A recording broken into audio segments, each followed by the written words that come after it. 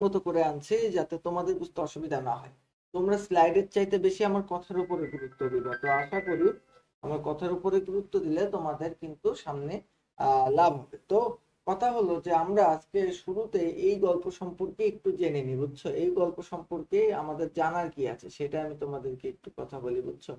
তো এই গল্প সম্পর্কে আমাদের জানার কিছু কিছু জিনিস আছে, আমি তোমাকে ফার্স্টে বলে রাখি যে আমাদের যে কথাবার্তাগুলো সেটা কি নিয়ে। এটা হলো একটা গল্প নিয়ে। গল্পের নাম কি? গল্পের নাম হলো নেকলেস।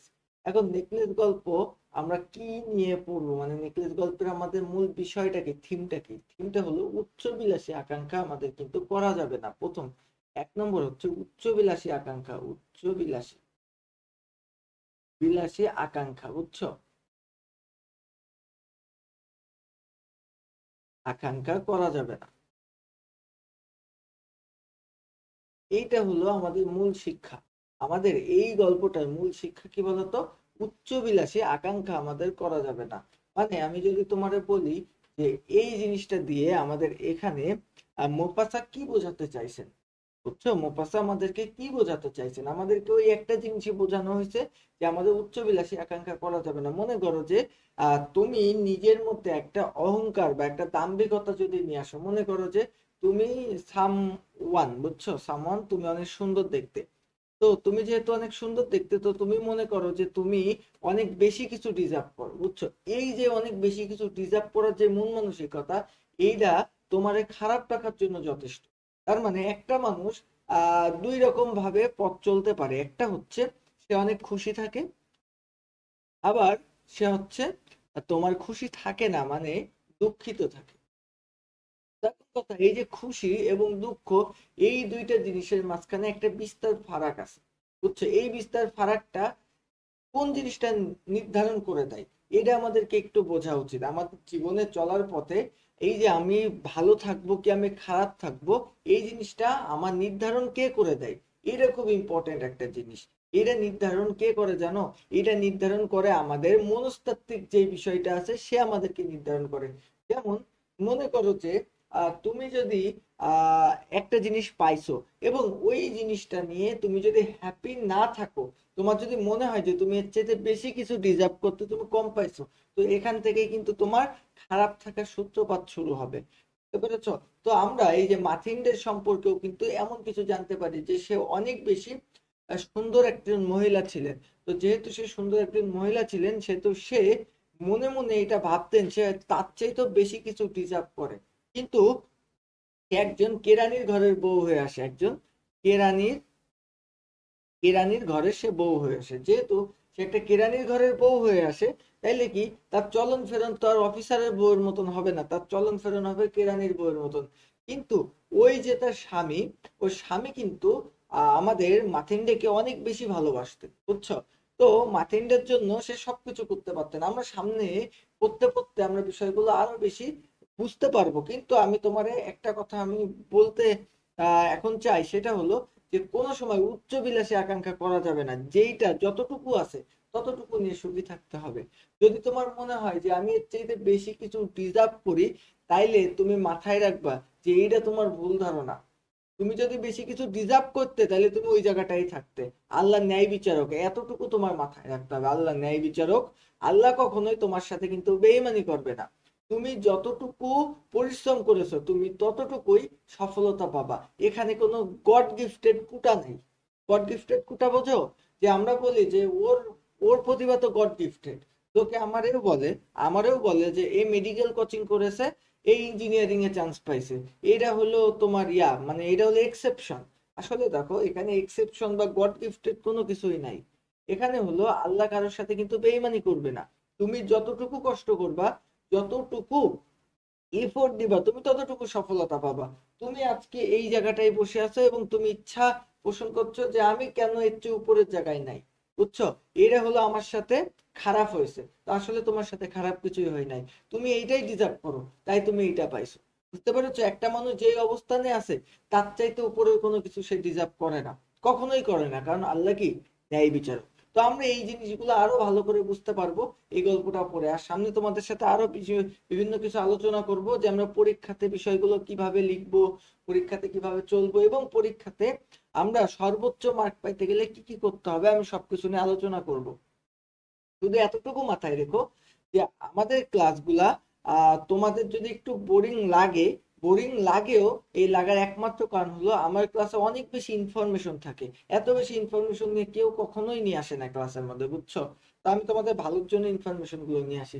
তো আমরা ফার্স্টে দেখো, আমি তোমাদের আরো একটা কথা বলি, যে এই যে একটা শীট তোমার এই যে লিখে রেডি করতে, এটা কিন্তু একটা হ্যাজেল, বুঝছো? বাট আমি এগুলা নিয়ে আসছি তোমাদের ভালোর জন্য।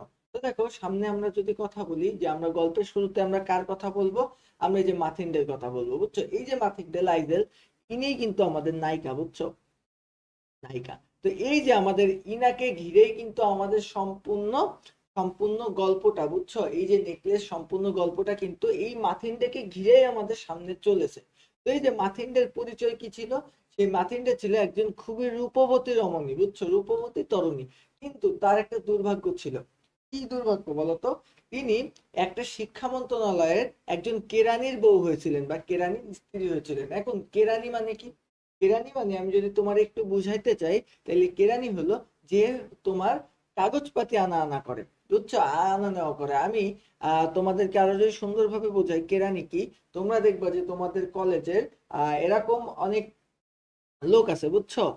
অনেক কাকু আছে যারা তোমার টিচারদের ফাইলপত্র আগায় আগায় দেয়, ফাইলপত্র নিয়ে নিয়ে যায়। তো এরাই হচ্ছে মূলত কেরানি, বুঝছো?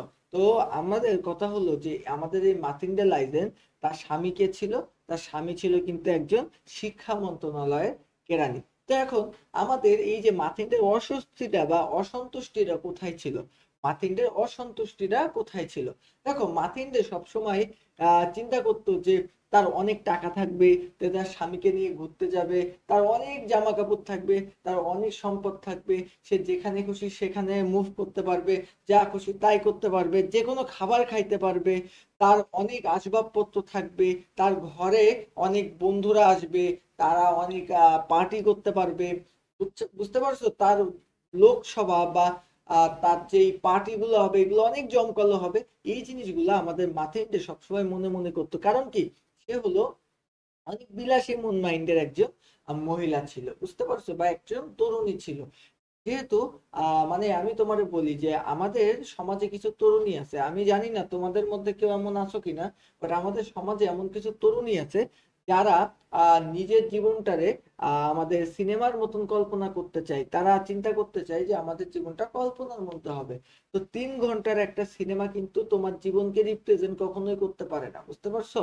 তো এখন অনেকে চায় যে আমি টিকটকের রিলস এর মতন আমার জীবন সাজাবো, আমার জীবন সঙ্গী হবে টিকটকের রিলস এর মতন, এইরকম। তো এখন কথা হলো যে টিকটকের 3 সেকেন্ডের রিলস তোমার জীবন যে রিপ্রেজেন্ট করবে না কখনোই। তো এই জিনিসগুলা নিয়ে তুমি যদি বারবার নিজেকে চিন্তার মধ্যে ফেলাও যে আমি এমন হব, আমার আমার পার্টনার এমন হবে, তাইলে তোমার মধ্যে যে জিনিসটা আসবে সেটা হলো তোমার পার্টনারের প্রতি তোমার বিতৃষ্ণা চলে আসবে। তোমার মনে হবে যে ওরা এটা পারে, আমার পার্টনার কেন পারে না? আসলে এটা সম্ভব না তো। কেন পারবে? কিভাবে পারবে? বুঝতে পারছো? তো এই যে উচ্চবিলাসী চিন্তা ভাবনা, এইগুলাই আমাদের কিন্তু আস্তে আস্তে দুঃখের দিকে নিয়ে যায়। এগুলা তোমাদেরকে আস্তে আস্তে বুঝতে হবে, এবং ম্যাচিউরড হইতে হবে। একজন ম্যাচিউরড মানুষ কিন্তু তোমার দায়িত্বশীল হয়। এই দায়িত্বগুলো নেওয়া আস্তে আস্তে শিখতে হবে, বুঝতে পারছো? আর দায়িত্ব কিন্তু বয়সের ভারে আসে না। দায়িত্ব আসে কিসে বলো তো? দায়িত্ব আসে নিজের চলাফেরার, তুমি কতটুকু অভিজ্ঞতা অর্জন করেছো তার উপরে তোমার দায়িত্ব আসবে। তো এখন কথা হলো যে আমাদের এই যে মাথিনদের অসন্তুষ্টি ছিল হলো তার মধ্যবিত্ত জীবন নিয়ে। তার স্বামী যেহেতু একজন কেরানি ছিল, সে চাইলেও অনেক অভিজাত কোনো কিছু কল্পনা করতে পারতো না। সে চাইলেও অনেক ভালো খাবার খাইতে পারতো না। সে চাইলেও কোথাও ঘুরতে যাইতে পারতো না। তো এইটাই ছিল হলো আমাদের মাথিনদের সবচেয়ে অসন্তুষ্টির যে কারণটা, বা সবচেয়ে কষ্টের যে কারণটা। তার কল্পনার জগৎ ছিল কি? অভিজাত্য। বুঝছো? অভিজাত্য মানে কি? তার কল্পনার জগৎ অনেক হায়ার স্ট্যান্ডার্ড ছিল, প্রাচুর্য এবং বিলাসে পরিপূর্ণ। তার তার যে কল্পনার জগৎ, এটা বিলাসে পরিপূর্ণ ছিল। দামি আসবাবপত্র, রেশমি পর্দা, জমকালো ভোজ সভা এবং ধনী বিখ্যাত বন্ধুদের মাঝে তার উপস্থিতি, এইগুলো তার কল্পনার মধ্যে ছিল সব সময়, যে আমার জীবনটা আমি এইভাবে সাজাবো। অনেকে তোমরা যেমন এখন কল্পনা করো যে আমার জীবনটা আমি এইভাবে আস্তে আস্তে সাজাইতে চাই। তো এবার আমি যদি বলি যে বাস্তবতার আঘাতটা কেমন ছিল তার জীবনে, তার জীবনে বাস্তবতার আঘাতটা আসলে কেমন ছিল। তার জীবনে বাস্তবতার আঘাতটা ছিল, সে যেই জিনিসগুলো চাইতো আসলে সেই জিনিসগুলো সে কিছুই পায় নাই। তার জীবনটা ছিল খুব সাদামাটা, তার ঘরের পরিবেশটা একেবারে সাদামাটা ছিল, খুব বেশি অভিজাত শ্রেণীর ঘর তার ছিল না, বুঝছো। আর আসবাবপত্র যেটা ছিল সেটা জমকালো ছিল না, সেটা কেমন ছিল, বিবর্ণ ছিল। এবং তার সংসারে যেই তার স্বামী ছিল, বুঝছো, ওই স্বামীর আয় ছিল খুব স্বল্প আয়ের। মানে একজন কেরানি আর কয় টাকা বেতন পাবে, বুঝছো। একটা কেরানির বউ যদি মনে করে যে আমি একজন অফিসারের বউয়ের মতন থাকবো, এইটা তো সম্ভব না আসলে। তো ওই কেরানির যেই অল্প আয়, এই স্বল্প আয়টা তার কিন্তু প্রতিনিয়তই তার সংসারের যন্ত্রণা দিত। এবং তিনি এই কথা মনে করতেন যে তার জন্ম এমন একটা জীবন কাটানোর জন্য হয়নি, মানে তার চেহারা এত সুন্দর, তার সৃষ্টিকর্তা ভুল করে এরকম একটা মানুষের ঘরে তারে হচ্ছে দিয়েছেন। আসলে তার জন্ম এমন ঘরে কাটানোর জন্য হয়নি, তার জন্ম হয়েছে কেমন ঘরে কাটানোর জন্য জানো, বিলাসপূর্ণ ঘরে কাটানোর জন্য তার জন্ম হয়েছে, এমন ঘরে কাটানোর জন্য তার জন্ম হয়নি। আমার কথা বুঝতে চেষ্টা করো। তো এই জিনিসটা হলো আমাদের আকাশ কুসুম কল্পনা, মানে আমরাও মাঝে মাঝে মনে করি যে আমাদের আসলে জন্ম হয়নি এরকম জীবন কাটানোর জন্য, আমাদের জন্ম হয়েছে অনেক হায়ার লেভেলে থাকার জন্য। বুঝতে পারছো আমার কথা? তো এখন তার স্বামী কিন্তু খুব ভালো মানুষ ছিল, এতটুকু আমি তোমারে বলতে পারবো যে তার স্বামী অত্যন্ত একজন ভালো মানুষ ছিল। ও স্বামীর জায়গায় আমি থাকলে থাপড়ায় বাড়ি পাঠিয়ে দিতাম। তো ওর স্বামী খুব ভালো মানুষ ছিল, এতটুকু তোমার মানতেই হবে। কারণ তার স্বামী ছিল হলো খুবই সহজ সরল এবং কর্তব্য পরায়ণ, মানে তার স্ত্রীর প্রতি তার যে একটা দায়িত্ব আছে এটা সে সবসময় মনে করতো, বুঝতে পেরেছো। এবং তার স্ত্রীর প্রতি যে দায়িত্বটা আছে এটা সে শুধু মনেই করতো না, সে তার বউকে বা মাথিনডেকে সব সময় ভালো রাখার চেষ্টা করতো। মাথিনডের যেন কোনো সময় কষ্ট না হয়, অল্প যতটুকু তার সামর্থ্য আছে ওই সামর্থ্যের মধ্যেও মাথিনডেকে ভালো রাখার সে সবসময় চেষ্টা করতে থাকতো। এবং সেই স্ত্রীকে মারাত্মক পরিমাণে ভালোবাসতো। বুঝতে পেরেছ? এই এতটুকু বুঝতে কি কারো অসুবিধা আছে বলো তো? আচ্ছা, এই আভা, জি। অসুবিধা আছে? না, অসুবিধা নাই। আচ্ছা, কঠিন লাগছে? না, এই উষা, কঠিন লাগছে? না, আমি মেলাবার পরিচয় বলবো। বই পড়ালে বুঝতে কঠিন লাগছে। তো যাই হোক, এখন কথা হলো যে এখন আমার মূল কথা হলো যে এই যে আমাদের যে স্ত্রীকে সে অনেক ভালোবাসতো, এই জিনিসটা তুমি বুঝতে পারছো। এখন কথা হলো যে তিনি তার স্ত্রীর যে ছোটখাটো যে শখগুলো আছে, ইচ্ছাগুলো আছে, ইচ্ছাগুলো সে সবসময় পূরণ করার চেষ্টা করে যে গেছেন সব সময়।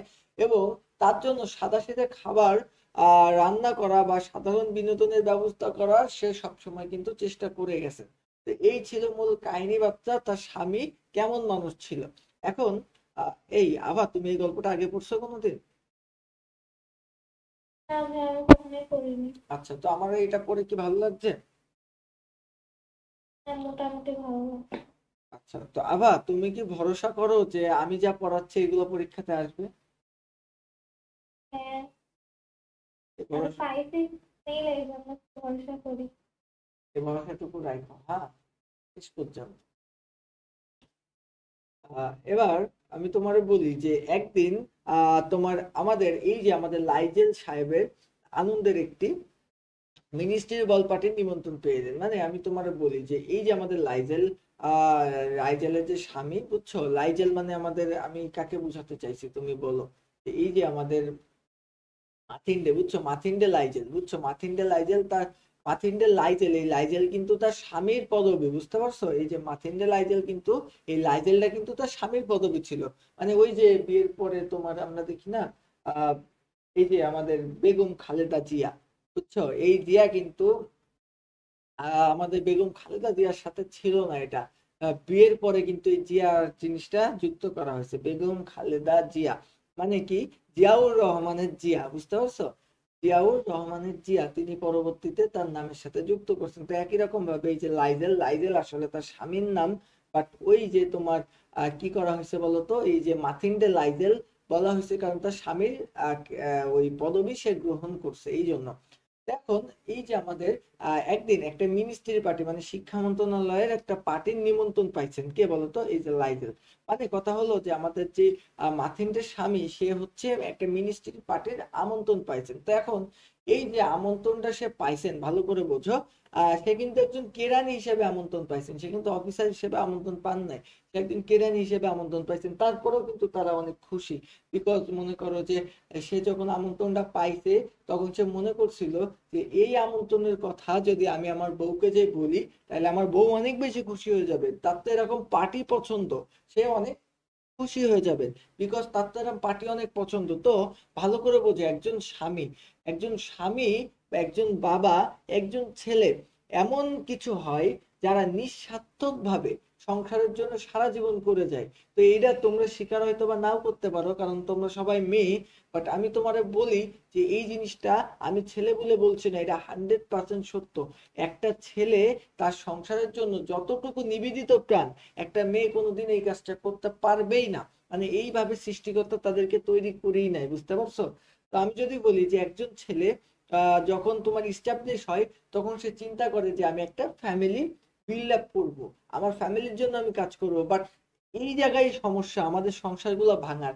একটা মেয়ে যখন ইস্টাবলিশ হয় তার মধ্যে একটা বিষয় আমরা লক্ষ্য করতে পারি যে সে তখন পরিবারের ঊর্ধ্বে চলে যায়, সে তখন নিজেকে মনে করে যে এই তো আমার কাছে টাকা আছে তাহলে আমি সবার ঊর্ধ্বে, তো সবার উপরে আমি আমার হুকুম বর্তাবো। তো এই জিনিসটা মেয়েদের একটা স্বভাবত বৈচিত্র্য বা স্বভাবত বৈশিষ্ট্য, এটা আমি তোমাদের বলছি, তোমাদের রাগ করার কোনো কারণ নাই, এটা মেয়েদের স্বভাব বৈশিষ্ট্য। আমি তোমাদের আরো একটা কথা বলছি, যেমন ভাবে একজন ছেলে সংসার চালায়, একজন ছেলে যেভাবে সংসার চালায়, একজন ছেলে যেভাবে তোমার মেয়েদেরকে ভরণ পোষণ দেয়, এই জিনিসটা যদি কোনোভাবে উল্টা হইতো, যদি আল্লাহ এমন জিনিস দিত যে একটা মেয়ে ছেলেদের ভরণ পোষণ দেবে, বিশ্বাস করো এবং বিশ্বাস করো ওই ছেলেরা আত্মহত্যা করে মারা যেত শুধুমাত্র ওই মেয়েদের কথার ভারে, বুঝতে পারছো? যে কথার ভারে ছেলেরা আত্মহত্যা করে মারা যাইতো। মানে এই যে ব্যাপার স্যাপার গুলা, তো আল্লাহ তো ন্যায় বিচারক, বুঝছো? আমি কেন এই কথা বারবার বলি বুঝতে আস্তে আস্তে। তো দেখো এর পরবর্তীতে আসি যে আমাদের যে মাথিন্ড অনেক খুশি হওয়ার কথা ছিল, কিন্তু আসলে কি হলো জানো, এই যে মাথিন্ড বিরক্তি প্রকাশ করলো। কেন সে বিরক্তি প্রকাশ করলো জানো? তার পার্টিতে যাওয়ার মতন কোনো পোশাক নাই, তার পার্টিতে যাওয়ার মতো কোনো পোশাক নাই, এই জন্য সে মনে করো যে অনেক বিরক্তি প্রকাশ করলো। আচ্ছা, তো স্বামীর এই ত্যাগটা নিয়ে তোমাকে আমি কথা বলি, স্বামীর কি ত্যাগ ছিল, বুঝছো? স্বামীর একটা বন্দুক কেনার অনেক ইচ্ছা ছিল শিকারের জন্য, স্বামীর শিকারের জন্য অনেক বন্দুক কেনার ইচ্ছা ছিল। তো এই বন্দুক কেনার জন্য স্বামী 400 ফ্রা, মানে ফ্রান্সের যে টাকা তাকে আমরা ফ্রা বলি, তো এই যে 400 ফ্রা তিনি জমাইছিলেন। কে জমাইছিল বলতো? আমাদের মাথিন্ডের স্বামী। কেন জমাইছিলেন এই টাকাটা, কেন জমাইছিলেন জানো? এই যে বন্দুকের জন্য বা শিকারের শিকারের জন্য একটা বন্দুক যে কিনবে এই জন্য জানাইছিলেন। কিন্তু আমাদের তার স্ত্রীকে খুশি করার জন্য এই যে লাইজেল তার বহুদিনের যে জমানো যে 400 ফ্রা ছিল, এই 400 ফ্রা দিয়ে স্ত্রীকে একটা সুন্দর পোশাক কিনে দেয়। বুঝতে পারছো স্বামীর ত্যাগটা? বুঝতে পারছো তুমি? হ্যাঁ। তো তুমি বলতে পারো যে কি দরকার একটা বন্দুক কেনার, হচ্ছে তো জামা কেনার অনেক বেশি দরকার ছিল। বাট তুমি বুঝতে পারবা না, তুমি তুমি কল্পনাও করতে পারবা না এই ত্যাগটা কত বড় ত্যাগ, বুঝতে পারছো? তো এইগুলো ছিল আসলে এক একটা শখ। তো এবার আমি যদি বলি যে দ্বিতীয় যে সংকটটা ছিল, যে জামাটা কিনে দেওয়ার পরেও আরেকটা সংকট তৈরি হয়। এই সংকটটা হলো যে মাথিন্ডাও পোশাক পাইছে, বুঝছো? মাথিন্ডা পোশাক পাইছে কিন্তু মাথিন্ডার তাও দুশ্চিন্তা গেল না। তো এখন কথা হলো দুশ্চিন্তা কার জন্য, দুশ্চিন্তা কিসের? তার তো কোনো গহনা ছিল না, বুঝছো? এই যে মাথিন্ডো যে পড়ে যাবে এমন তো কোনো গহনা ছিল না। দেখো আসলে একটা মেয়ের চাহিদা এত বেশি কেন হবে বলো তো? একটা সাদাসিধে ভাবে থাকার মানে আমার যতটুকু সামর্থ্য আছে ততটুকু থাকার মধ্যে যে আনন্দ, যে ফিলিংসটা, এই ফিলিংসটা আর কোনো কিছুর মধ্যে তুমি কখনো খুঁজে পাবা না। তো আমি তোমারে বলি যে সব সময় সর্বদা নিজেকে এমন ভাবে তোমরা গুছায় রাখতে পছন্দ করবা, তোমার যতটুকু আছে তার মধ্যে পরিপাটি করে থাকার চেষ্টা করবা, কারোর উপরে প্রেশার ক্রিয়েট করবা না। সেটা হোক তোমার বাবা, হোক তোমার স্বামী, বুঝতে পারছো?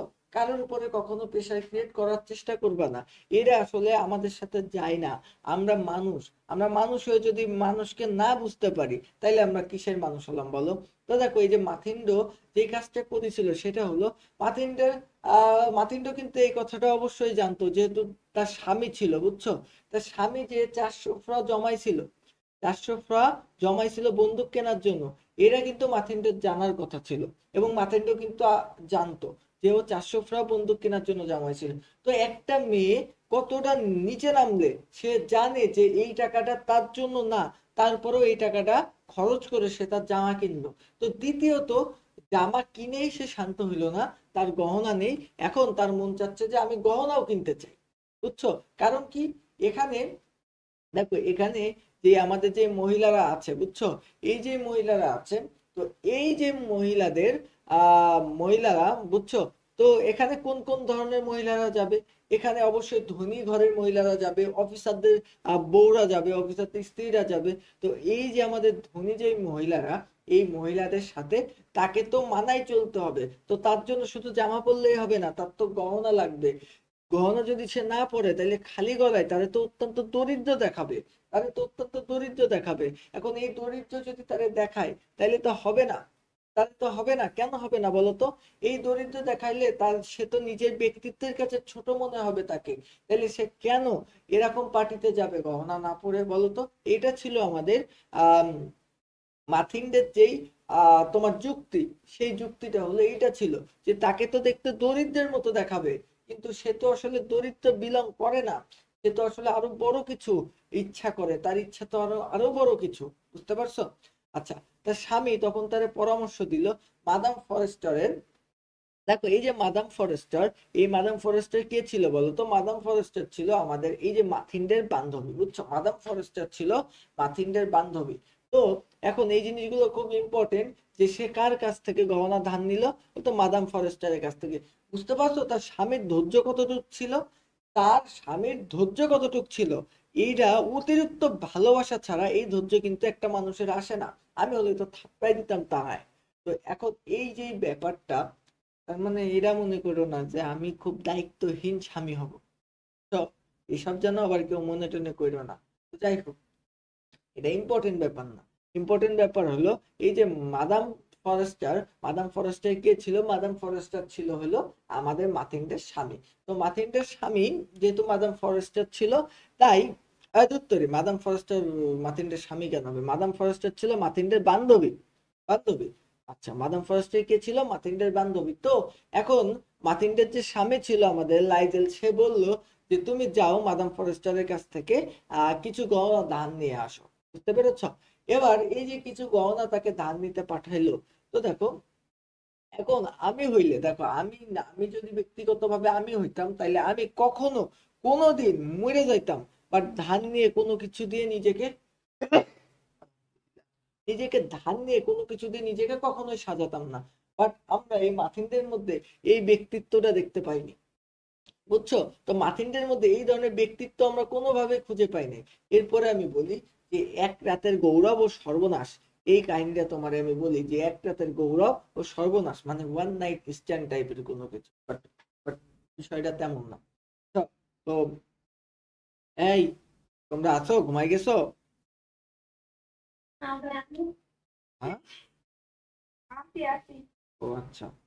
এই সকালে পড়তে ভালো লাগে নাকি ওই 4টার সময়?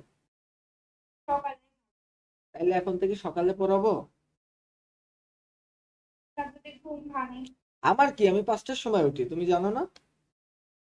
আমি তো সারা রাত পড়ে তারপরে ঘুমাই।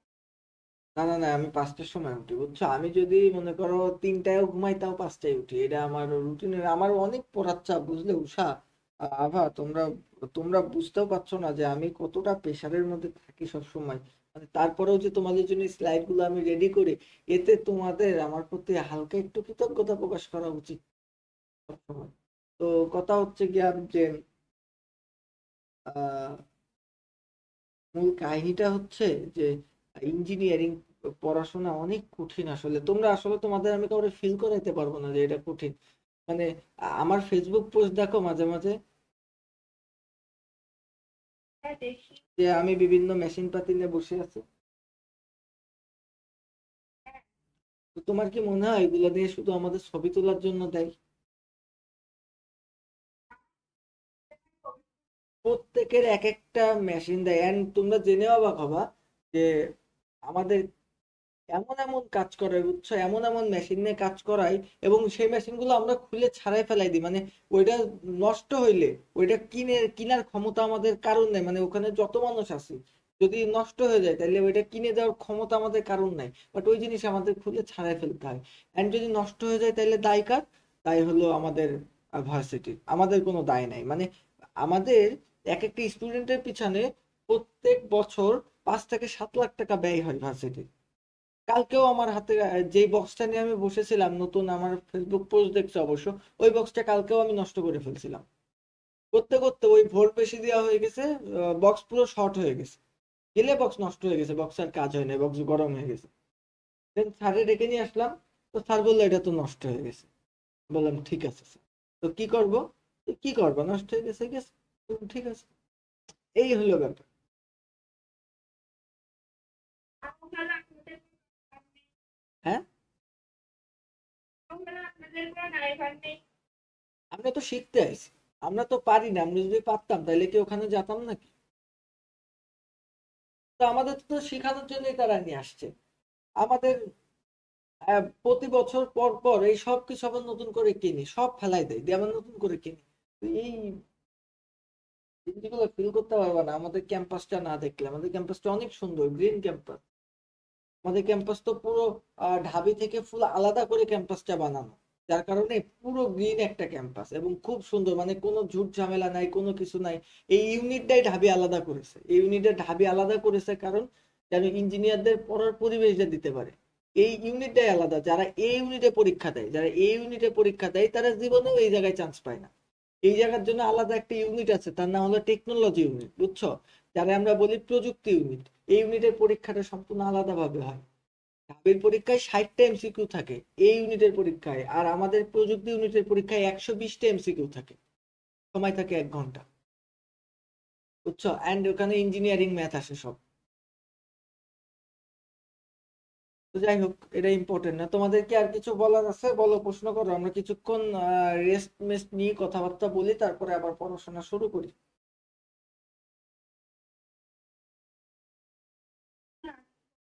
আবার ঘুমাচ্ছ? না ভাইয়া, ঘুমাইনি। চুপচাপ কেন তুমি? বোরিং লাগছে নাকি? না, সকাল তো একটু। ঘুমাচ্ছ? হ্যাঁ, ওই আর কি। সকালে জীবাণু কি আছে আবার? মানে সকাল,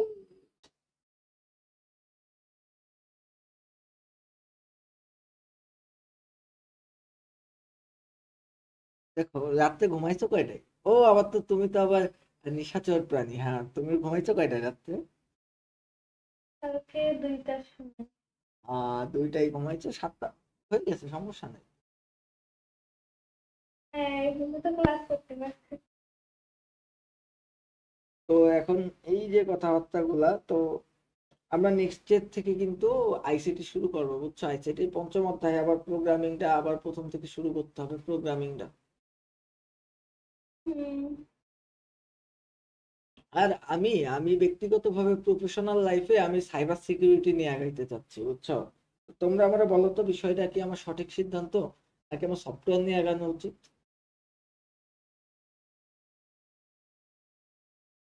আমরা কি এইসব লাইফ একটু বুঝি যে আপনাকে বলবো?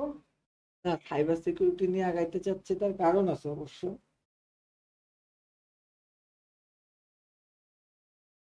সফটওয়্যার অবশ্য ভালো লাগে মেয়েদের, মেয়েদের সফটওয়্যার ইঞ্জিনিয়ারদের বেশি পছন্দ।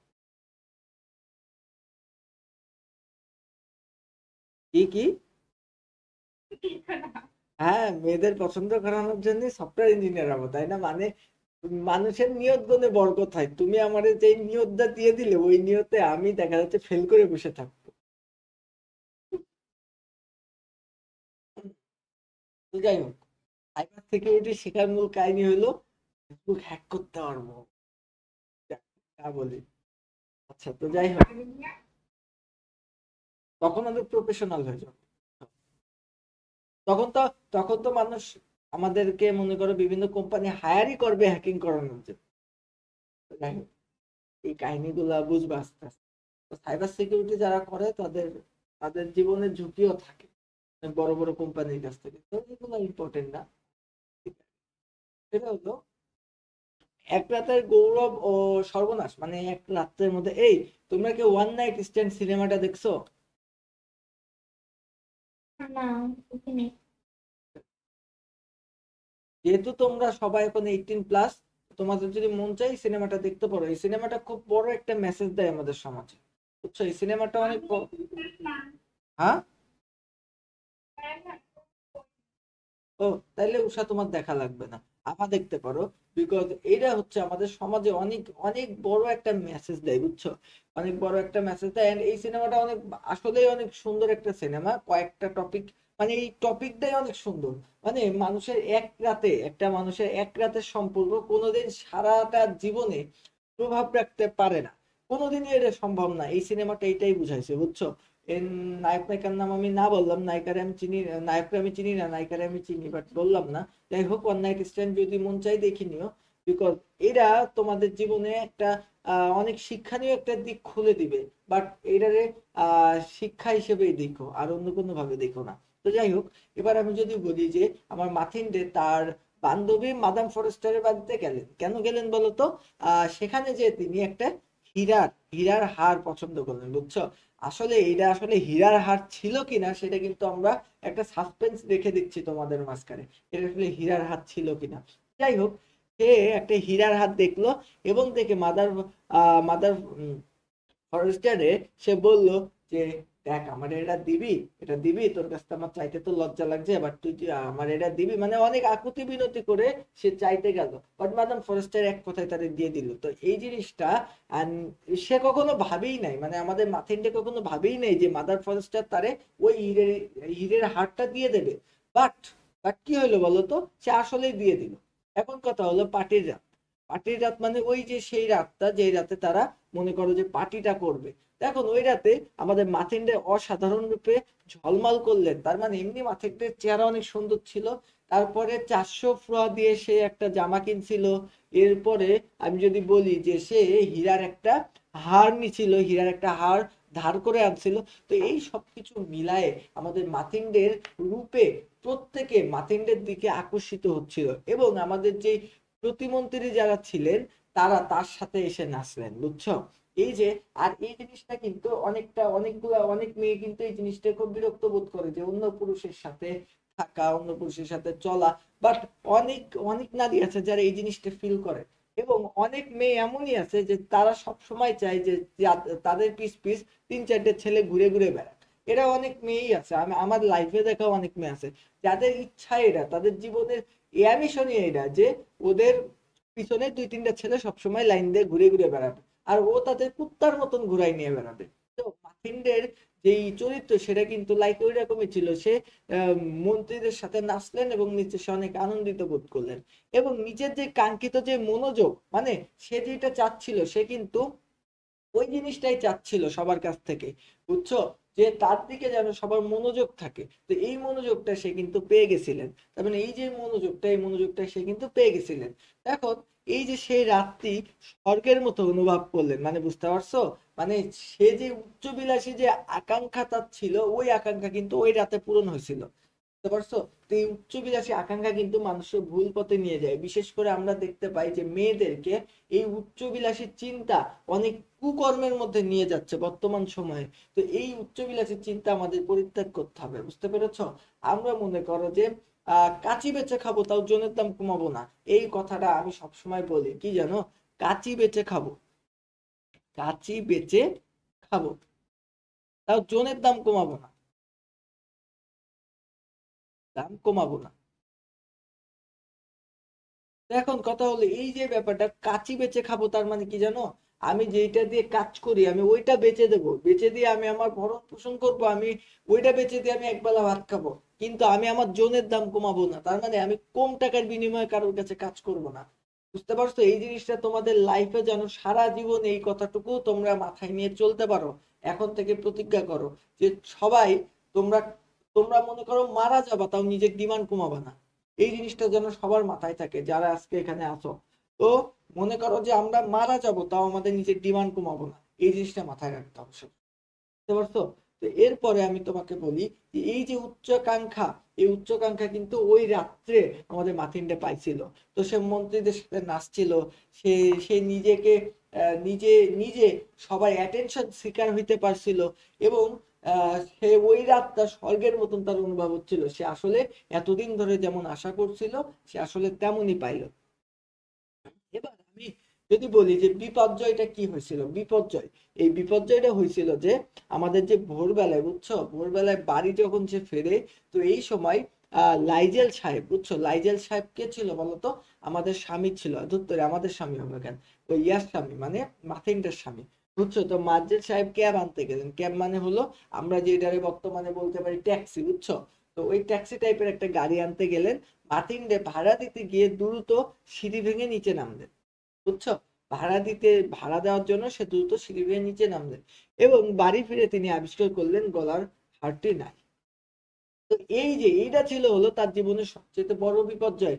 যে হীরার, হীরার যেই তোমার নেকলেসটা, বুঝছো, হীরার যেই গলার যেই নেকলেসটা আমাদের মাথিনদের ধার করে আনছিল, কার কাছ থেকে বলতো? ওই তার বান্ধবীর কাছ থেকে। ওই যে তোমার নেকলেসটা, ওই নেকলেসটা কিন্তু তারা হারাই ফেলে দেয়। ওই যে সারা রাত তারা ওই যে সারা রাত আনন্দ টানন্দ করে যখন তোমার বাড়ি ফেরা ভোরবেলার সময় তারা বাড়ি ফিরছিল, সেই সময়টাই কিন্তু কি হয়, ওই হারটা তারা বাড়ি এসে আর খুঁজে পায় না। এখন এখন এই যে আমাদের লুকানো যে মিথ্যা, এই মিথ্যাটা তোমাদের একটু বলি যে আমাদের মাথিনডে কি মিথ্যা কথা বলছিল, এই কথাটা তোমাকে যদি আমি একটু বলি, তাইলে আমাদের ভয়ে ও লজ্জায় এই যে তারা যে হারটা খুঁজে পেলেন না, বুঝছো, খুঁজতে লাগলেন, বাট না পেয়ে তারা ঠিক করলেন যে এই কথা মাদাম ফরেস্টারে বলবেন না। এই হার যে হারাই গেছে, এই কথা মাদাম ফরেস্টারে বলবেন না, এরকম আরেকটা হার তারা কিনে দেবেন, বুঝছো?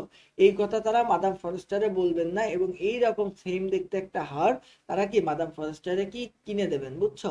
যেন সে জানতেই না পারে যে সেই জিনিসটা হারাই গেছে। এটাও কিন্তু একটা ব্যক্তিত্বের বহিঃপ্রকাশ, যে আমি একজনের মানুষের কাছ থেকে একটা জিনিস নিয়েছি, তো এই জিনিসটা নষ্ট হইলে এর ড্যামারেজ আমি নিজেই দেবো। তো এই জিনিসটাও কিন্তু একটা ব্যক্তিত্ব। তো এখন কথা হলো, এই জিনিসটা কিন্তু তাদের মধ্যে আমরা দেখতে পাচ্ছিলাম। দেখো, তারা একটা জুয়েলারের কাছে গেল, জুয়েলারের কাছ থেকে জানা গেল যে হীরার যেই তোমার হীরার যেই তোমার ওই নেকলেসটা ছিল, বুঝছো। প্রথম কথা হলো যে এটা ছিল ওই নেকলেসটা তারা তন্ন তন্ন করে সব জায়গায় খুঁজেছিল, বাট কোথাও ওই নেকলেসটা পাওয়াই যাচ্ছিল না। ওই নেকলেসটা আসলে পাওয়াই যাচ্ছিল না, এটা খুব রেয়ার একটা নেকলেস ছিল। বাট একটা জুয়েলারের কাছে তারা সেটা পায়, এবং ওই জুয়েলার তার কাছে ওই আসল হীরার যে দামটা সেটা চাই হলো 40,000 ফ্র। বুঝছো? 40,000 ফ্র। তাদের সম্পূর্ণ জমানো টাকা ছিল মাত্র 400 ফ্র। ওই 400 ফ্র দিয়েও তারা জামা কিনে ফেলছিল। কিন্তু আমাদের আসলে যে হীরাটা, ওই হীরাটার দাম ছিল মাত্র 40,000 ফ্র। তো এই কথা শুনে কিন্তু তাদের মাথার যেই ঘাম, ওই ঘাম কিন্তু হারাই চলে গেছিল, বাষ্প হয়ে উড়ে চলে গেছিল। তো এত টাকা দিয়ে ওই হারটা তারা কিভাবে কিনে দেবে? এখন তারা অনেক দরদাম করছিল দোকানদারের সাথে। তো দোকানদার পরবর্তীতে জানালো যে 36,000 ফ যদি তারা দেয়, তাইলে ওই হারটা তারা কিনতে পারে। মানে দরদাম করে তারা 36,000 ফ দিয়ে ওই যে আমাদের যে নেকলেসটা, ওই নেকলেসটার দাম নির্ধারণ করলো কত টাকা দিয়ে? 36,000 ফ দিয়ে। এবং এই 36,000 ফ্র তারা কিভাবে আর্ন করবে, মানে ওই টাকা তারা কোথা থেকে পাবে? তো ওই 36,000 ফ্র তো তারা পাবে না। তো এই কারণে তারা চড়া সুদে ঋণ নিল, চড়া সুদে মানে অনেক অনেক সুদের বিনিময়ে তারা ঋণ নিল। বুঝতে পারছো? তো ভালো করে বোঝো। হ্যাঁ, বলো। এখানে তো একটা মিস্টেক আছে। বলো বলো। ওই যে মানে ওই যে মাটির কি, ওই যে ওর স্বামী, হ্যাঁ ওর স্বামী তো ওর পিতৃ মানে বাবার থেকে পাওয়া সম্পদ ছিল 18 করোড় না কত, হ্যাঁ হ্যাঁ। ওটা তো বললেন না। আচ্ছা, তো আমি মূল কাহিনীটা বলি। তুমি কি বলছো তার বাবা? দেখো, আমি তাদের মূল যে সম্পদটা ছিল, এই সম্পদটা তারা মানে এই সামনে আমি লিখেছি, অবশ্য সামনে তুমি আস্তে আস্তে পাবা। তুমি যদি এখন আমার প্রশ্ন না করতাম, সামনে যে অবশ্যই তোমার বলতাম। তাদের যে সমস্ত সম্পদ ছিল, সমস্ত সম্পদ গুটাই গাটাই গোটায় গাটায় যতগুলো হইলো সেটা ছিল মাত্র কতটুকু বলো তো উষা? তাদের সম্পূর্ণ সম্পদের পরিমাণ কতটুকু ছিল বলো? মানে তার বাবার যে জমি, তার বাবার যে জমানো যে ইয়া ছিল সেইগুলা মিলাই কতটুকু ছিল? মাত্র 18 পাউন্ড। 18 পাউন্ড? না না। 18 ফ্র? হ্যাঁ।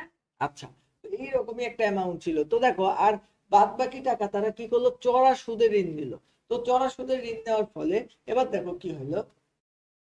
এবার দেখো, তাদের জীবনের যে পরিবর্তনটা আসলে দেখো, এই যে ঋণ, বুঝছো, এই যে ঋণের যে বোঝা, এই যে ঋণ পরিশোধ করতে যে তাদের কিন্তু জীবন সম্পূর্ণ চেঞ্জ হয়ে গেল। মানে বোঝো যে যারা তারা চড়া সুদে ঋণ নিছে, তো চড়া সুদে ঋণ নেওয়ার ফলে এই ঋণের বোঝা পরিশোধ করতে যে তাদের জীবনে কেমন একটা চেঞ্জ আসবে, তাদের লাইফটা কেমন চেঞ্জ আসবে, বুঝতে পারছো? তো তোমাদেরকে আমি আরো একটা সুন্দর একটা কথা বলি। আহ আমি সবসময় আপডেট থাকতে পছন্দ করি। তোমরা জানো ভালো করে যে আমি যখন হচ্ছে এইচএসসি তে পড়তাম, আহ, তখন আমি হচ্ছে এসএসসি পড়াতাম। এখন যখন আমি হচ্ছে আমি যখন এখন ইঞ্জিনিয়ারিং পড়ি তখন আমি এইচএসসি পড়াই। এখন যখন আমি ইঞ্জিনিয়ারিং সেকেন্ড ইয়ারে, মানে আমাদের আমাদের ক্যাম্পাসে জুনিয়র আসবে তো খুব অল্প সময়, এখন অ্যাডমিশন সিজন শুরু হয়ে গেছে। তো আমাদের অ্যাডমিশনের ডেটও দিয়ে দিয়েছে, মানে আমাদের আমাদের ক্যাম্পাসে অ্যাডমিশনের ডেট দিয়ে দিয়েছে ঢাকা ভার্সিটির। তো এখন অ্যাডমিশনে আমাদের এখানে যখন স্টুডেন্ট ভর্তি হবে তখন কি আমরা সিনিয়র হয়ে যাব, আমরা একবার সিনিয়র। তো আমার টার্গেট এখন ওই ইঞ্জিনিয়ারদের পড়ানো। তো এর জন্য আমি অনেক কষ্ট করছি, তো আমার জন্য দোয়া করো যেন আমি ইঞ্জিনিয়ারদের টিচার হইতে পারি। সব দোয়া করো। তার জন্য যতদূর কষ্ট করা লাগে আমি করছি এখন থেকেই, যেন আমি ইঞ্জিনিয়ারদেরকে পড়াইতে পারি। বলো, কোনো কিছু জানার বোঝার আছে কিনা, কোনো প্রশ্ন মনে আছে কিনা? না নেই। উষা, কি খাচ্ছ তুমি? আমার খিদা লেগেছে আর তুমি খাচ্ছ? হ্যাঁ, আমি নাস্তা করছি। দেখো, এর পরবর্তীতে দেখো যে আমাদের এই যে আমাদের আহ যে মার্টিনরা ছিল, তারা ওই যে ওই ঋণের টাকা শোধ করতে যে তারা তাদের ফ্ল্যাট ছেড়ে দিল, বুঝছো, তারা তাদের ফ্ল্যাট ছেড়ে দিয়ে ছাদের একটা চিলে কোঠায় তারা চলে গেল। মানে তারা তারা তাদের মানে ওই ফ্ল্যাটে ভাড়া দেওয়ার মতন পরিস্থিতি ছিল না, মানে এত টাকা তাদেরকে সুদ দিতে হচ্ছে। আবার তাদের একটা কাজের লোক ছিল, এই কাজের লোককেও তাদের ছাঁটাই করে দিতে হইলো, মানে বেতন দিতে পারছে না। ভালো করে বোঝো। এখন তোমার মাথিনবে মনে মনে বলছে আমি তো আগেই ভালো ছিলাম, আগেই তো আমি বিলাসী ছিলাম। মানে তুমি দেখো ভাগ্য মানুষকে কোন জায়গায় নিয়ে আসে, উচ্চ আকাঙ্ক্ষা মানুষকে কোথায় এনে দাঁড় করায়। তো আগে যে জিনিসগুলো ছিল, এখন সেই জিনিসগুলোর মধ্যে কতটা চেঞ্জ আসছে দেখো। আগে আমাদের মাতিন্ডের একটা কাজের লোক ছিল, এখন সেটাও নাই। আগে তারা একটা ফ্ল্যাটে থাকতো, এখন সেখানেও থাকতে পারছে না। তার মানে এই যে মাতিন্ডের এখন নিজে নিজে কঠিন গৃহস্থলী কাজ, রান্না, বাসন মাজা, কাপড় ধোয়া, এগুলো নিজে নিজে করতে শুরু করতে হয়। মানে তুমি কি ভাবতে পারছো মানে বিষয়টা কেমন? তার যে এই সুকোমল হাত, এই সুকোমল হাত যে আস্তে আস্তে রুক্ষ হয়ে গেল, তার চেহারা আস্তে আস্তে পাণ্ডুর মানে ফ্যাকাশে হয়ে যেতে থাকলো তার চেহারা। আর লাইজেল সাহেব সন্ধ্যায় অতিরিক্ত রোজগারের জন্য তোমার পাণ্ডুলিপি নকলের কাজ করতেন, বুঝছো, পাণ্ডুলিপি নকলের কাজ নিলেন। এখন কথা হলো, ভালো করে বোঝো, তাদের যে জীবনটা আগে যেমন ছিল তার চাইতেও এখন আস্তে আস্তে কঠিন হয়ে যাচ্ছে না? তো আমি কিন্তু ফার্স্টে তোমাদেরকে এইটাই বলেছিলাম যে দয়া করে কেউ উচ্চ বিলাসী আকাঙ্ক্ষার মধ্যে নিজেকে ডুবাবা না। কেউ মনে করবা না যে আমার এইটা দরকার, আমার এটা করতেই হবে, এরকম মনে করবা না। যেমন আমার মধ্যে একটা বিষয় খুব লক্ষ্য করবা যে আমি নন ব্র্যান্ডেড জামা কাপড় পরি না, বুঝছো, কখনোই পরি না। আমি রাস্তার পাশ থেকে বা আমি নর্মালি কোনো দোকান থেকে কিনেও পরি না জামা কাপড়, বুঝছো। এখন আমি কোন জায়গা থেকে পরি, আমি ব্র্যান্ডেড জামা কাপড় পরি, এটা হচ্ছে আমার বৈশিষ্ট্য, তোমরা উষা জানোই। বাট কথা হলো যে তার মানে কি আমি অনেক উচ্চবিলাসী, আমি অনেক দামি জিনিস পরি না? আমি কখনোই দামি পরি না। আমি কোনোদিন কোনোদিন তোমার আহ 1,000 টাকার উপরে কোনো গেঞ্জি পরি নাই আজও পর্যন্ত। 1,000 টাকার উপরে কোনো গেঞ্জি পরি নাই। আমার যে কোনো টি শার্টের দাম 1,000 টাকার মধ্যেই হয় সব সময়। আমি ব্র্যান্ডেড জিনিস পরলেও। বলো, কিছু বলছো?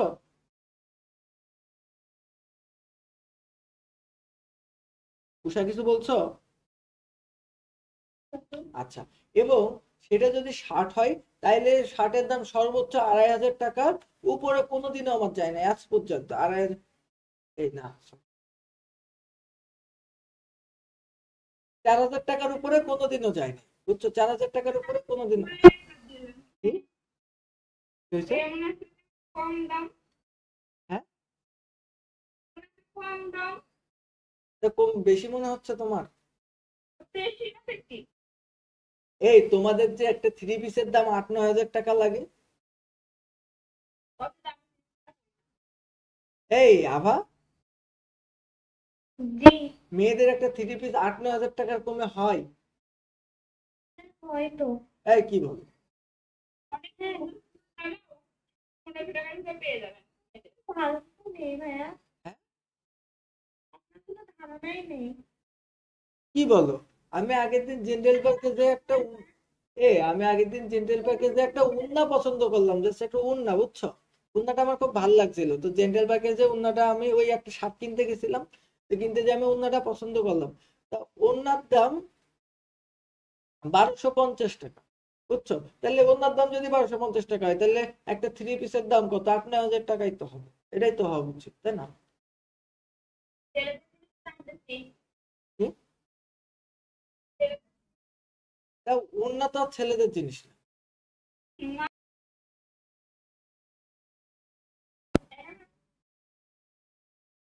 তো সমস্যা কোন জায়গায়? না না, মেয়েদের জিনিস কিনতে গেলে অনেক দাম লাগে, তোমরা ভুলভাল বলছো আমার।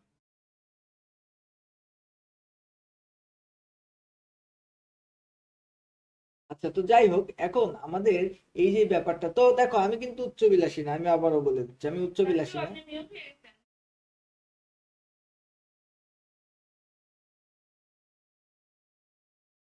তো আবারও আমি তোমাদের বলছি, আমি কিন্তু উচ্চবিলাসী মোটেই না, আমি কিন্তু কম দামি জিনিসপাতি ব্যবহার করতে স্বাচ্ছন্দ্য বোধ করি। এবং একটা জিনিস মনে রাখবে যে আমি একটা 4,000 টাকা দামের জুতো কিনলে ওই জুতোটা কিন্তু অবশ্যই 5 বছর ব্যবহার করি। তো ওই জিনিসটা আমি কিন্তু হালাল করে তাই ছাড়ি। তো এই জিনিসগুলো মাথায় রাখবা, যে উচ্চবিলাসী হওয়া যাবে না কোনোভাবে। তো এখন দেখো, দীর্ঘ সংগ্রাম এবং ভয়াবহ জীবনের যেই আমাদের 10টা যে বছর, এই বছর নিয়ে আমি কথা বলি। তারা এই যে তাদের যে ঋণ, এই ঋণ শোধ করতে কিন্তু তাদের জীবন থেকে 10 বছর হারাই গেছিল, বুঝছো? 10 বছর তাদের কঠিন সাধনা করতে হয়েছে ওই ঋণ শোধ করার জন্য। এই 10 বছরে মাথিন্ড সৌন্দর্য সম্পূর্ণ হারিয়ে গেল। মাথিন্ডের যেই সুন্দর রূপ ছিল, এই রূপ কিন্তু সম্পূর্ণ হারাই গেল। এবং রূপ যে হারাই শুধু গেল তাই নাই, সে স্থূলকায় হয়ে গেল এবং রুক্ষ কণ্ঠে কথা বলার এক সাধারণ গরিব মহিলায় পরিণত হয়ে গেল, বুঝছো? তার মানে তার মধ্যে আর ওই যে হর্নি ভাবটা আর থাকলো না, বুঝছো? সে কিন্তু ওই যে ওইভাবে কথা, মানে গরিব কাজের মহিলাদের মতন কথা বলা শুরু করলো। তার কথাবার্তাও কিন্তু চেঞ্জ হয়ে গেল, বুঝছো? সে যে এই যে সুন্দর করে করে যে হর্নি ভাবে যে কথাবার্তা গুলো মেয়েরা বলে, ওইভাবে কিন্তু সে আর বলতে পারছিল না। তো দেখো, এখন 10 বছর পর কি হইলো বলো? 10 বছর পর সব ঋণ পরিশোধ হয়ে যাওয়ার পর একদিন সুযোগ পেয়ে মাথিন্ডের পথে পুরনো বান্ধবী মাদার ফরেস্টারের সাথে দেখা করলেন। মানে ব্যাপারটা এমন না যে তারা ইচ্ছা করে দেখা করছিলেন, ব্যাপারটা হলো এমন যে এই যে মাদাম ফরেস্টার, সে রাস্তা দিয়ে যাচ্ছিল, তো মাথিন্ডেকে দেখে সে প্রথমে চিনতেই পারি নাই যে ওইটা মাথিন্ডে। মানে মাথিন্ডের চেহারার অবস্থা এমন ছিল যে মাথিন্ডেরে দেখে চিনতেই পারি নাই যে ওইটা মাথিন্ডে, বুঝছো? তো মাথিন্ডেরে দেখে সে দাঁড়ায় এবং দাঁড়ায় বলে যে দাঁড়ায় তার সাথে কথোপকথন করে। এখন কথা হলো যে স্বীকারোক্তি, এবার দেখো মূল স্বীকারোক্তিটা আমি তোমারে বলি, যে আবেগের সাথে মাদাম ফরেস্টারকে সব জানায় কে? মাথিন্ডে কিন্তু বলে যে কিভাবে সে তার 10টা বছর হারাই গেছে, কিভাবে তার ওই যে হার, ওই যে নেকলেস, ওই নেকলেসের বিনিময়ে আমাদের মাথিন্ডের জীবন থেকে 10টা বছর হারাই চলে গেছে, কিভাবে কিভাবে সে এত কঠিন জীবন যাপন করেছে, এই সব কথা সে মাদাম ফরেস্টারকে বলে ওঠে। এখন এই কথার মূল যে কাহিনীটা, মূল যে ক্লাইম্যাক্সটা, এবার সেই ক্লাইম্যাক্সটা হয়েছে। এই কথা শুনে মাদাম ফরেস্টার, বুঝছো, মাদাম ফরেস্টার শোনে যে ওই হীরাটা, মানে হীরার নেকলেসটা সে কয় টাকা দিয়ে কিনে দিছিল। তো এটা ছিল হলো 36,000, তোমার কি 36,000 ফ্র দিয়ে কিনে দিছিল। তো এখন তোমার যদি আমি বলি যে মূল যেই কাহিনীটা, সেটা কি ছিল জানো? যে এই সব শুনে আমাদের মাদার ফরেস্ট জাম্প, সে আত্মনাদ করে উঠলো। করে তার হাত ধরে বললো যে ওহ, আমার দরিদ্র মাথিন্ডে, মানে এই আমার দরিদ্র বান্ধবী, আমারটা ছিল তো মেকি। মেকি মানে কি? মেকি মানে হলো ভণ্ড, বুঝছো? ভণ্ড বা নকল, বুঝছো? মেকি মানে নকল, মানে আসলে যেই হীরের নেকলেসটা আমাদের আহ আমাদের হচ্ছে মাথিনটা হারাই ফেলছিল, এই নেকলেসটা আসলে নকল নেকলেস ছিল। বাট তারা গরিব মানুষ, তো তারা বুঝতে পারে নাই যে ওইটা আসলে নকল ছিল। বুঝতে পেরেছো? তো এখন এই যে আমাদের যে নকল যে নেকলেসটা, ওই নকল নেকলেসটার দাম ছিল মাত্র কত? 500 ফ্র, মাত্র 500 টাকা দাম ছিল। তো ওই নেকলেসটার দাম ছিল কত? মাত্র 500 টাকা। তো এখন মাত্র 500 টাকার যেই তোমার জিনিসটা, ওর জন্য মাত্র 500 টাকার যে নেকলেসটা, ওর জন্য ওদের 10টা বছর জীবন থেকে সৌন্দর্য, তাদের যৌবন সব উৎসর্গ করে দেওয়া লাগছিল। বুঝতে পেরেছো? তো এখন আমি সামনের দিকে যদি যাই, এই গল্পটা তো আশা করি বুঝছো। এবার আমি যদি তোমাদের এবার মূল কাহিনীগুলো আমি একটু একটু করে বলি, তাইলে আমাদের বা বাহ্যিকতা বনাম বাস্তবতা এই জিনিসটা সম্পর্কে তোমাদেরকে একটু বলার প্রয়োজন আছে। আমি যদি বলি যে এই গল্পের সবচেয়ে বড় শিক্ষা কি হলো? বাহ্যিকতার ফাঁপা মূল্য, বাইরের জিনিসের ফাঁপা মূল্য। দেখো, দেখো, আমার আব্বু একদিন আমার একটা কথা বলছিল, বুঝছো? এই কথার পর থেকে আমি আমার জামা কাপড় কিনা বন্ধ করে দিছি। মানে আমি আমার জামা কাপড় কিন্তু প্রতি মাসে মাসে জামা কাপড় চেঞ্জ করতাম, বুঝছো? এই একটা খারাপ স্বভাব ছিল এটা আমার। তো আব্বু একদিন বলছে, মনে কর যে হঠাৎ করে আমাদের বাড়ির কেউ অসুস্থ হয়ে গেল সেদিন, তোর কাছে টাকা নেই, বুঝছিস? কিন্তু মনে কর যে তোর কাছে ভালো জামা কাপড় আছে, ওই দিন ওই ভালো জামা কাপড় পরে তুই অসুস্থ মানুষের পাশে দাঁড়ায়, তার কি উপকার করতে পারবি বল আমার? ওই কথা আমি শোনার পর থেকে আমি জামা কাপড় কেনা কমাই দিছি, বুঝছো? তো এই কথাগুলোরই কিন্তু অনেক মূল্যবান। তো এই যে আমাদের বাহ্যিকতার যে ফাঁপা মূল্য, এইটাই কথা বলা হয়েছে। দেখো মিথ্যা সুখটা কি, দেখো মাথিনদের জীবনে যে একটা রাত, ওই একটা রাত, ওই একটা নকল হীরা সে পড়েছিল, তার জীবনে একটা সুখ আইছিল। বাট ওই সুখটা কিন্তু আসল সুখ ছিলই না। আসল সুখ কে ছিল? ওই যে তার স্বামী তাকে ভালোবেসে এতদিন ধরে আগলে রাখছে, ওইটাই ছিল ছিল তার জীবনে আসল সুখ। ওই সুখটা যদি সে উপভোগ করতে শিখতো, তাইলে কিন্তু তার জীবনে এত কঠিন দিন কখনো আসতো না, বুঝছো? তো এই যে তোমার মিথ্যা যে সুখ, এই সুখের পরিণতি হিসেবে তাকে কিন্তু তার জীবন যৌবন সব উৎসর্গ করে দিতে হলো। তার পরিবার, তার সময়, তার শান্তি, সবকিছু কিন্তু শেষ করে দিতে হলো। তো আমি যদি সামনের দিকে আগাই, তাহলে আমি আরো বলতে পারি যে এই যে আমাদের মানসিকতার দুর্বলতা, দেখো মানসিকতার দুর্বলতা কি আমি তোমারে বলি যে ভালো জামা কাপড় ছাড়া কোথাও যাওয়া যাবে না। এটা হলো আমাদের মানসিকতার একটা দুর্বলতা, বুঝছো? ভালো জামা কাপড় ছাড়া কোথাও যাওয়া যাবে না, এটা হলো মানসিকতার দুর্বলতা। তো আমি তোমারে বলি যে মানসিকতার দুর্বলতা কেমন ছিল। তো একদিন একটা রয়্যাল সোসাইটির, বুঝছো, একটা ঢাকার একটা রয়্যাল সোসাইটি ক্লাবে হুমায়ুন আহমেদের দাওয়াত আসে। তো হুমায়ুন আহমেদ ওই জায়গাটায়, হুমায়ুন আহমেদ জীবনে জামা কাপড়ের কোনো পরোয়া করতো না।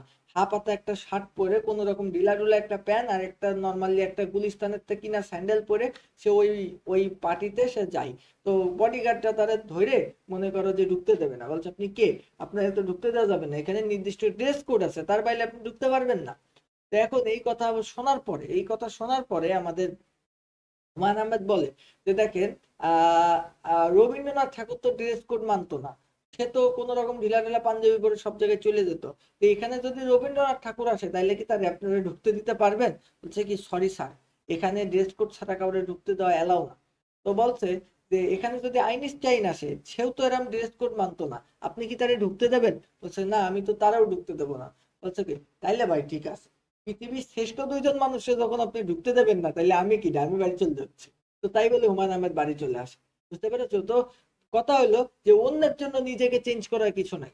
অন্যের জন্য নিজেকে চেঞ্জ করার কিছু নেই, নিজেকে এমন ভাবে গড়ে তোলো যে তোমার জন্য যেন অন্য লোক সব চেঞ্জ হয়ে যায়। তো তো বিষয়টা কি হয়েছিল জানো? হুমায়ুন আহমেদ বাড়ি আসার পরে ওই ক্লাবের মালিক বিষয়টা জানতে পেরে হুমায়ুন আহমেদদের একটা চিঠি পাঠায় এবং তার সাথে আজীবনের একটা মেম্বারশিপ কার্ড পাঠায়, এবং ওখানে লেখা থাকে যে হুমায়ুন আহমেদ যে কোনো জামা পরে যখন খুশি তখন ক্লাবে ঢুকতে পারবে। বুঝতে পারছো? তো এই হইলো ব্যাপার স্যাপার। তো আমাদের বলি যে মাথিন্ডো সবচেয়ে বেশি যে জিনিসটা পাইছিলেন সেটা হলো স্বামীর সাপোর্ট। তো এই ধরনের স্বামী যদি কোনো মেয়ের থাকে, তাহলে আমার মনে হয় যে মেয়েরা জীবনে অনেক বেশি উচ্চ স্থানে পৌঁছাতে পারে। কিন্তু মেয়েরা তো ভালো হয় না। যেমন তুমি যদি আমার ইয়ার কথা, বেগম রোকেয়ার কথা চিন্তা করো, তো বেগম রোকেয়াও কিন্তু খুব ভালো একজন স্বামী পাইছিলেন। তো বেগম রোকেয়া যে এত ভালো একজন স্বামী পাইছিলেন, তো পরবর্তীতে স্বামীর কাছ থেকে সেই স্কুল প্রতিষ্ঠা করলো, করে বইতে কি লিখলো যে পুরুষরা মেয়েদেরকে উপরে উঠতে দেয় না। তা বাবা, তুই কার জন্য উপরে উঠছিলি? তো স্বামীর জন্যই তো। তো মেয়েরা কিন্তু এরকম একটু ঝামেলার আছে। তো এই জিনিসগুলা কিন্তু আস্তে আস্তে বুঝো। আর এই শীতটা কি তোমাদের কারোর প্রয়োজন আছে বলো তো? জি ভাইয়া। হ্যাঁ, কি বলছো? এক জোরে বলো, তুমি কি মুখের মধ্যে খাবার ঢুকায় বলছো?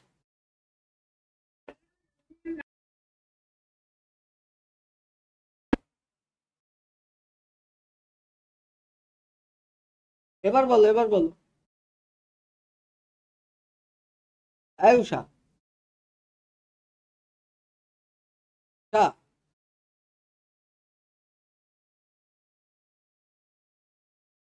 তা আয়ুষা, হুম, বলো বলো, কি বলছিলে জানো? বলছিলাম যে মানে আমি দেব না তাই বলছো? প্রতিটা ক্লাসে প্রতিটা স্লাইড আমি চেয়ে রেখে দিই। আচ্ছা আচ্ছা, এটা দিবানি, আমি এটা দিবানি, এটা আমি অনেক কষ্ট করে বানাইছি, এটা তোমাদের জন্যই তো বানাইছি, আমি দিবানি। তো যাই হোক, এই গল্পটা বুঝতে কোনো অসুবিধা আছে আভা? হ্যাঁ হ্যাঁ, কোনো সমস্যা নাই। তোমার কি অনেক ঘুম আসছে?